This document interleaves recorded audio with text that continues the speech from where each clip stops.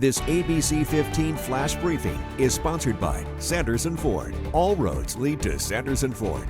Hello, I'm Megan Thompson with your top stories from ABC15 Arizona. The time is finally here, and we've been reminding you for weeks. Election day is today. It's a ballot by mail election. That means all registered voters got a ballot in the mail no matter whether you were registered to vote by mail. If you still have your ballot, you do need to drop it off at a ballot drop box or voting center by 7 o'clock tonight. Tragedy in Gila River. Deputies are now awaiting an autopsy report after a man was found dead in the water near Indian Springs and El Mirage. The family of 53-year-old Carlos Sanchez telling ABC15 he was snorkeling in the river on Sunday looking for a ring underwater, but he never came back up. Investigators say no foul play is suspected. A candlelight vigil is happening this Thursday at Combs High School in Santan Valley for Preston Lord.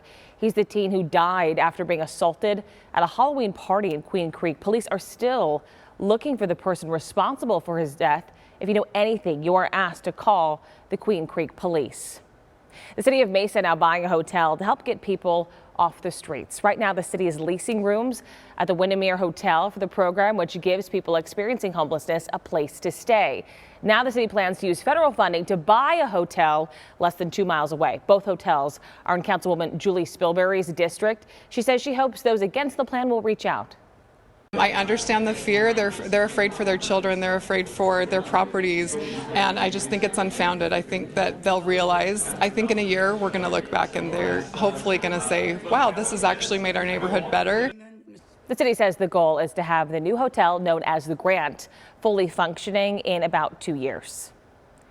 Now to an Operation Safe Roads report for you. A new effort to get rid of reverse lanes on two major Valley streets. 7th Street and 7th Avenue have had those reverse lanes for decades. From 6 to 9 a.m., southbound traffic can use the lanes, and from 4 to 6 p.m., all traffic heading north have the access. All other times, you can make a left. Community advocate Stacey Champion is organizing a petition to get rid of them, saying it causes confusion for new drivers.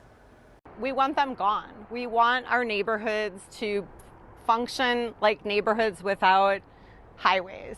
And these streets are dangerous by design. In 2021, a city study found travel times on the streets would increase by more than 40% without those reverse lanes.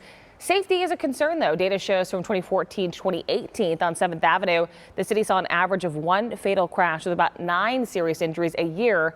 On 7th Street, those injuries are almost double, with an average of 2 fatalities per year.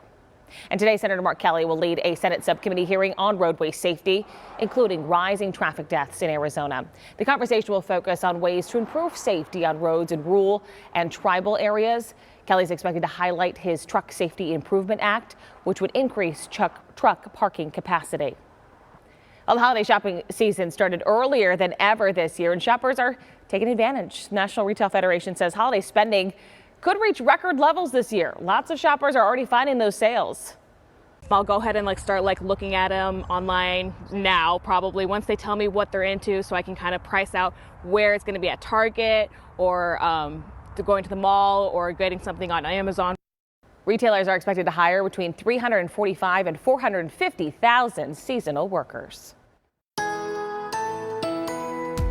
Time now for that most accurate forecast. I'm meteorologist Iris Hermosillo. Just shy of 90 today after reaching the 90s yesterday. That may be it for our 90s this year. Temperatures start to fall today. Now, they're still going to be pretty warm with that temperature again just shy of 90 this afternoon. 60s and 70s across northern Arizona. But by tomorrow, we'll feel that cooler air really filling in across the state with a big drop in temperatures and highs in the 70s in the valley by the end of the week. Winds will pick up today. Just some light breezes in the valley. Gusts as high as 15 to 20 to 25 miles an hour. In northern Arizona, though, gusts could go as high as 40 to 50 miles an hour. A windy day up north and along the rim and in the White Mountains, where we have wind advisories. And for northeast Arizona, the Navajo Nation under red flag warnings today as conditions remain really dry. Temperatures will fall big time. After today, a high of 89. Today, a high of 89. After today, we drop to 81. Then we're falling into the upper 70s Thursday and Friday, and just a bit of a warm up by the weekend into early next week. For the latest headlines, weather, and traffic, head on over to ABC15.com or download the free ABC15 mobile app. This ABC15 Flash Briefing is sponsored by Sanderson Ford. All roads lead to Sanderson Ford.